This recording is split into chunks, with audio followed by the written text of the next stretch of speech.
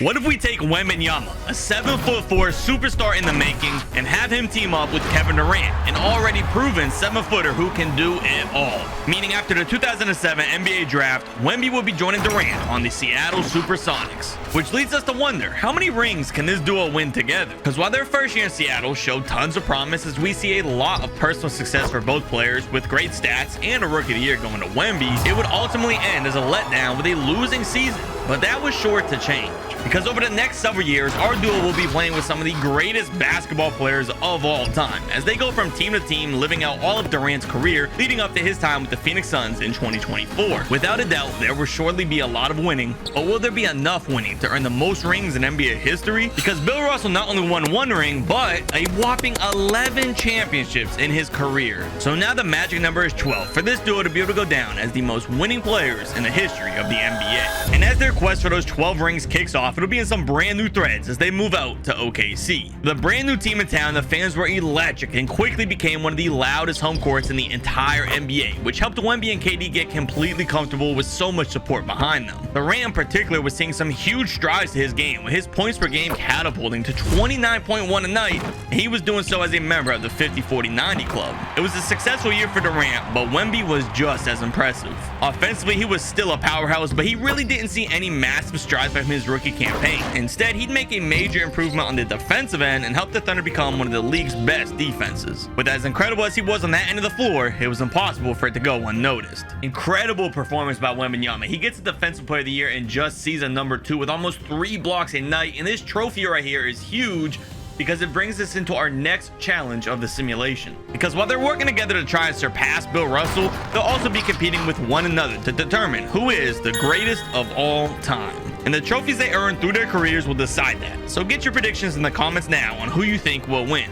And speaking of winning, they did enough to land a playoff matchup against the Denver Nuggets, who happen to have Carmelo Anthony, the only player in the league to outscore KD this season. Immediately, the young, hungry Durant was coming for Melo's spot as the league's top scorer, and there was no better opportunity for him to prove himself than to outclass Anthony here. Wembanyama honestly had the easier matchup with the Birdman guarding him, and he'd be in control over Anderson the entire series, but the narrative was still in the battle between the two forwards. At home for Game 1, Durant was giving his all, and every trip down was scoring over, above, under, and everywhere in between against Carmelo, which would be enough to get OKC to win in their first ever playoff game. The only problem was that it's a 7-game series, and the NBA vet Melo wasn't going to just roll over in defeat against this young KD. On the road for the second game, he put his veteran resiliency to the test, and with a big performance, tied it back up. Heading to Denver for games 3 and 4, the series continued to go back and forth, with both star small forwards trading heavy blows with one another. One match, KD would have a massive game, and then the next, Carmelo would in turn outclass him. And this wasn't stopping in Denver. The entire series was back and forth just like this, and it would be anyone's game to win, as it was all tied up for a game 7.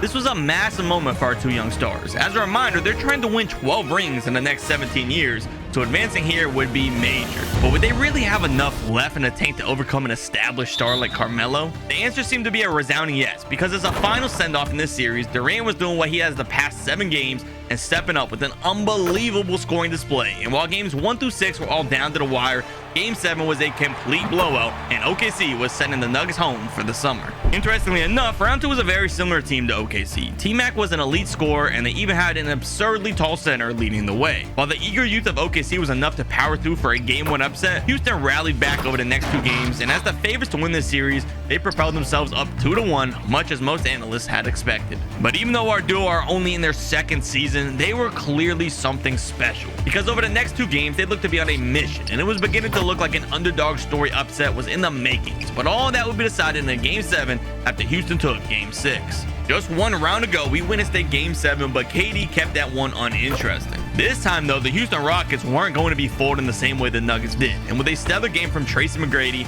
we'd have ourselves a funnel finish in the making. We have a close Game 7 here in Houston, a lot of star power on OKC, so it'll be interesting to see who gets the ball here, but winning here would be huge to already make a conference finals appearance. Westbrook with the ball here at the top. They get it to Wemby. Wemby's passing around. Cephalosha. KD with it now. For Russell Westbrook, 35 seconds remaining. You have a 1-point cushion. It would be really nice to extend the lead here. Westbrook burning some clock. He's getting a screen. The young Westbrook driving it in. He's got a wide open lane over Scola. Westbrook providing in the clutch 3-point lead. That 3-point lead, though, is not enough safety versus a team featuring T-Mac. One of the greatest scorers of all time, has probably the biggest comeback in probably sports history versus the Spurs. We all know about that. Right now, though, they're going down low to Scola. 18 seconds left. I guess they're going to go for the quick 2 and try to play the foul game. Scola, nowhere to go. Great defense here. He's kind of stuck in the paint. He gets to the T-Mac. T-Mac got an open lane. They're slowing it down. Right now, for 3. And the tie. Bang! It's good! He ties the game. Houston would already be celebrating after hitting the big shot to tie it up, but this thing isn't over. With 7 seconds left, OKC had more than enough time. That was a massive shot by Luke Rittenau of all people, but 7 seconds left. You have plenty of time to get into someone like Kevin Durant. You could go to Westbrook again. Is it going to be Westbrook? They're throwing it down low to... who is this? Who is this guy? Who is this guy? He takes the lead. Apparently, that's 34-year-old Malik Rose. I never heard of him. The Rockets have just enough time to tip in an alley-oop if they can pull it off. Chase McGrady going back door. They can't find him. They're going for it now. There's not enough time. He made it, but there's not enough time. The Thunder are advancing to the conference finals. But the height would vanish almost instantaneously, as the next round against Kobe Bryant would end up being a bloodbath. The Mamba was a man on a mission after falling short in the finals last year, and there was no way our duo was ready to take out a Titan of this caliber. OKC was losing this one in the sweep, and their season would be over. Except for Durant. Basketball was going to be continuing throughout the summer. His competitiveness would fuel him to spend the offseason grinding in the gym to perfect his game with hopes that it would bring him a lift in the next season. But before we see how much of a leap KD was taking, let's first talk about Wemby. He was starting to expand his game as well, and his natural basketball abilities were developing at lightning speeds. His averages were growing, and yet again, he was going to be earning a Defensive Player of the Year award to give a deeper lead against Durant. Already down 2-0 in the trophy race, things were looking bad for Durant, but he was about to turn things around very quickly. It looked like his offseason training that he spent all summer on was paying off. This season, he would score 28.8 points a game, which would lead the entire league in scoring, meaning he was now adding a scoring title to lessen the gap between him and Wemby. And his continued growth of his scoring bag carried into the playoffs, where they would defeat Portland, and then in round 2, they'd go on to defeat Carmelo and the Denver Nuggets for the second straight year, all to find themselves in another conference finals against Kobe and the defending champions. This year, the Thunder were more experienced, and the star duo has improved since last year's matchup against Kobe. Things were going to be far more competitive this year, but it doesn't mean they'd find success. Kobe was still one of the greatest players in this sport's history, and he was carrying the load of his team. OKC will force the series all the way to a Game 7, but Kobe will blow out the Thunder by over 40 when it mattered the most, meaning for the second straight year, the season ends to the hands of the Mamba. But in their 4th year, Wembanyama was ready to silence all of his doubters as he came out swinging this season. So far, it's been a toss-up on who the better player on the team was, but Victor was using this year to solidify his case that as of right now, it was him. The fans and media were quickly becoming absorbed in the hype around his game, and it was completely warranted because he was the major factor in just how good this team was playing this year. The last few years, they've been a competitive Western team, and they'd become the Western team with the #1 record, and Wemby got the recognition. Wemby is officially the first to get an MVP in this competition with a crazy year here. Very good stats. He also got the Defensive Player of the Year yet again. Durant did get the scoring title this year, but even still, Wemby is now taking a very, very strong lead early in this competition as they head into the playoffs. They'd make it to the conference finals again, but this time there was no Kobe Bryant, and instead they'd face the IRL champions of 2011, the Mavericks. Dallas was a really good team, but with Wemby, Stick, and Dirk, this would go very differently than real life. Nowitzki would get some very good looks over Victor, but more often than not, the French native was outclassing the German superstar en route to a rather anticlimactic series. After 6 relatively easy games, the Thunder were finally getting it done to make it to the finals for an even bigger test.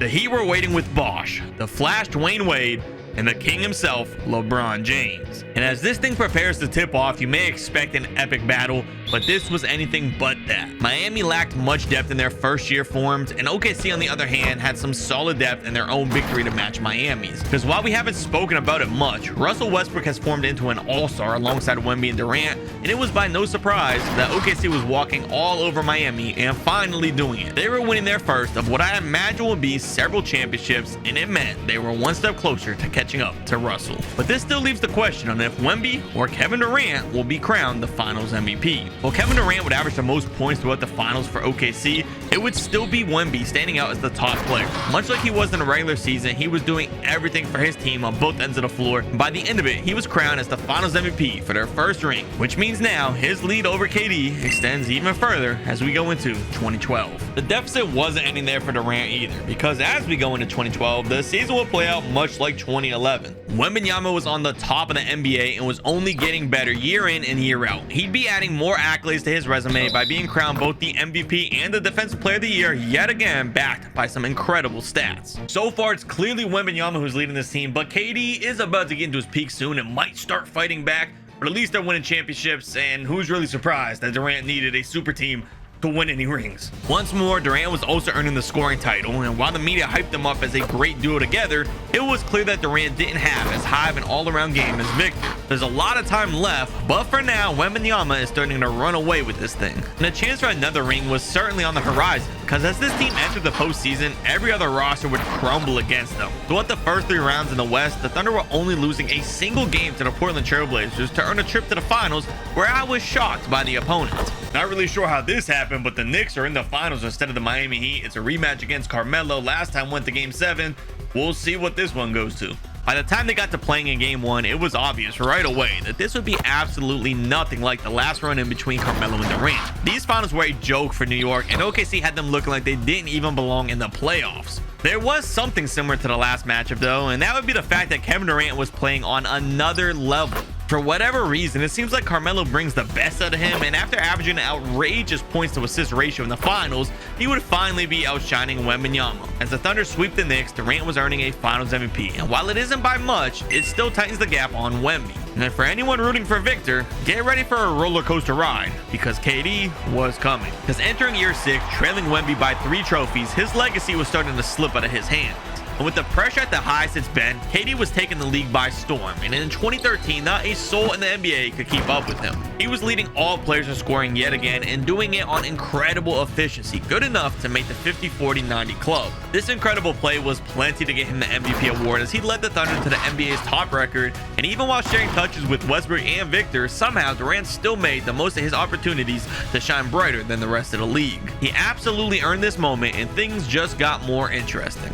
Outstanding stats for Durant to get his first MVP to go along with another scoring title, and while Wemby did get another Defensive Player of the Year, Durant is lessening the gap quite a bit, and heading into the playoffs, if he keeps playing like this and they win a ring, I definitely can see him getting finals MVP, which makes this competition very close. But I can't get ahead of myself, because with the Heat waiting in the finals, a ring wasn't guaranteed. Last time they faced in 2011, OKC smoked them due to their lack of depth, but this time around they were a much deeper team with multiple pieces. Also fueled by the fact that LeBron was trying to get his first ring in his career in this reality, this would be no easy matchup. The Heat were on fire this entire series, and everyone was playing well. Regardless of OKC's stars also performing well, everything was clicking for the Heat. For the first time in a few years, the Thunder found their backs against the wall as the Heat led 3-2 and had a lead late in game 6. In all honesty, I'm pretty shocked that the Thunder are right now down by 2, down 3-2 in the entire series. If they lose here, they're not going to get their 3rd championship. They've been on fire, but somehow Miami is keeping up with them. Shane Battier on Durant. Durant gets the switch.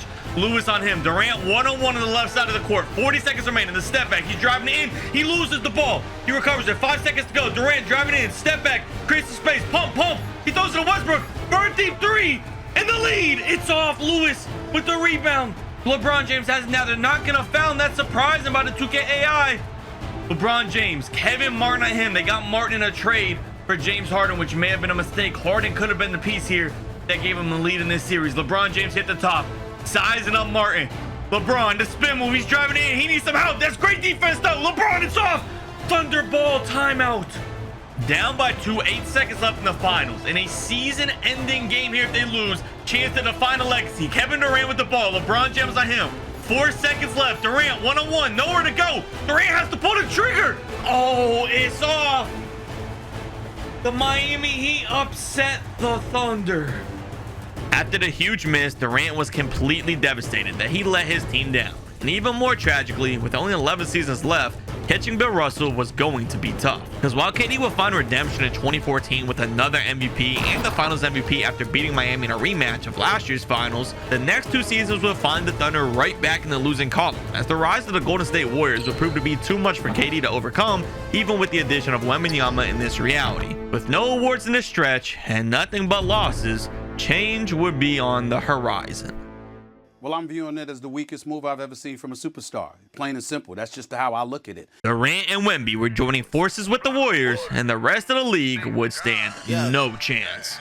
901 Shelby Drive, look alive, niggas came up on this side, now they on the other side. Oh well, fuck them, dawg. We gon' see how hard they ride. I get racks to go outside, and I split it with the guys. We up on the other side, niggas acting like we tied. I've been gone since like July, niggas acting like I died. Over the next 3 seasons, the Warriors would win 3 rings straight after only losing 17 of 299 games together. KD would win 2 Finals MVPs in this stretch, with the third going to Steph Curry, and the only regular season award during this stretch would be 1 Defensive Player for Wemby, meaning our competition has completely flipped in favor of Durant. And with our duo shifting out east, this last stretch was critical for Wemby to reclaim control, and possibly more importantly for catching Russell, because with only 5 seasons left, they can't pass Bill, but they can still tie him. All that would be easier said than done though, because while they did have star Kyrie Irving with them, things weren't going the best for the Brooklyn Nets. Wemby and KD personally were still playing well and continued to put up solid numbers, even though neither of the two were winning any regular season awards this season.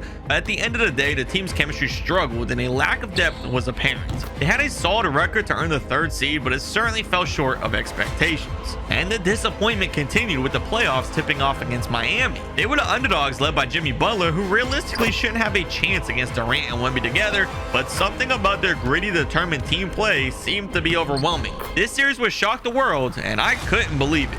Honestly, I did not see this coming. I thought this duo was easily going to get 12 rings to pass Russell, but they can't even beat the Miami Heat.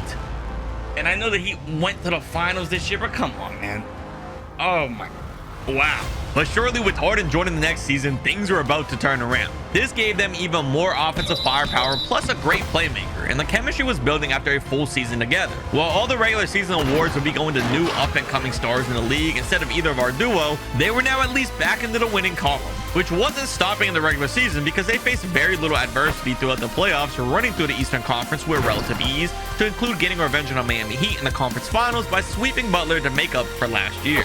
And now they're finally headed back to the finals, and if they win, the finals MVP will be massive as our competition is closing in on the end. And with LeBron winning the finals, you'd be expecting an intense battle between these duos. But Wembanyama had other plans for the series, because in every sense, he was the best player on the court between either team and was completely outplaying Anthony Davis in the big man matchup. The Lakers were getting crushed, and this series wouldn't live up to the hype. It ended in a sweep in dominant fashion, which gives our duo another championship even if their goal is out of reach.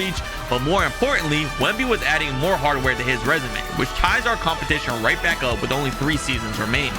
But it would seem more like 2, because with James Harden joining the Sixers, our duo came up short again. Yo, I seriously do not know what is going on. Normally, I'm a big KD supporter and advocate, but in this video, he's really looking like a fraud. How are you still losing with Wembanyama to the Cavaliers without Donovan Mitchell yet?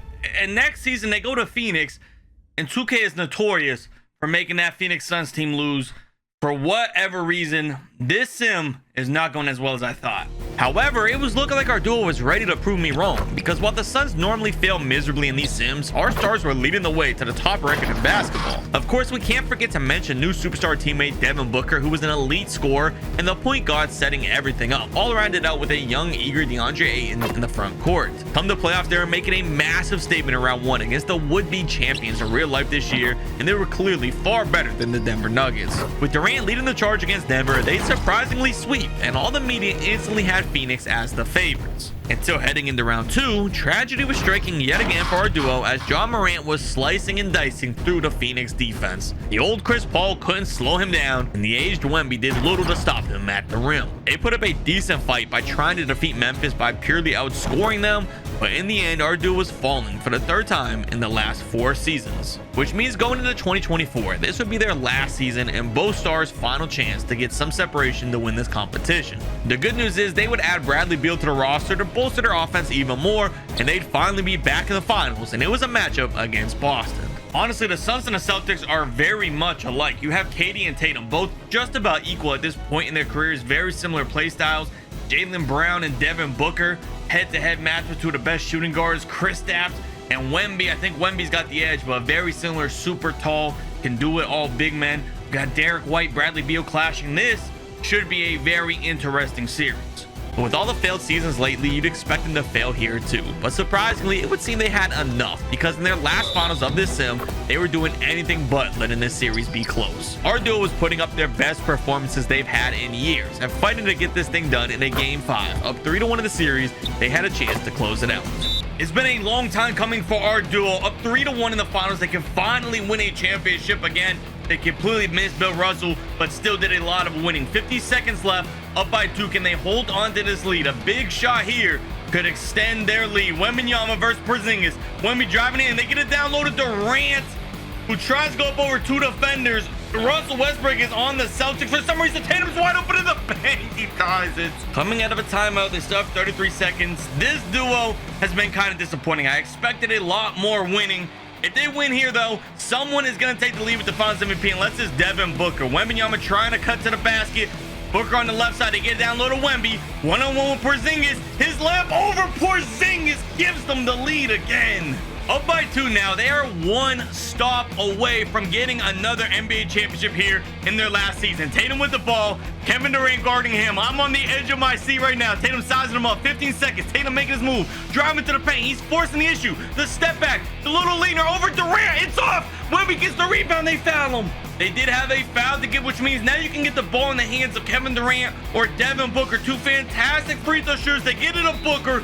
Now we see if he's clutch. Booker free throw number 1. These are huge free throws, probably his biggest of his career. This will be his first championship if he gets one. Free throw number 1's good, extends the lead to 3. Free throw number 2 for the 4-point lead, the 2-possession lead. They get it. Celtics timeout. Now it's not over just yet. 8 seconds left. You can get a quick 3, even a quick 2, and play the free throw game. You don't want to get to Westbrook though. Tatum in the corner, the pump fake for 3. Open. It's good. He gets it within 1. Suns timeout. This match is not over just yet. You got a quick foul. Boston has a timeout left. They could possibly force overtime. More Devin Booker free throws. Booker hits the first free throw. Free throw number 2 to extend it to a 3-point lead. A good cushion. He hits them both. Celtics use their last timeout. Down 3.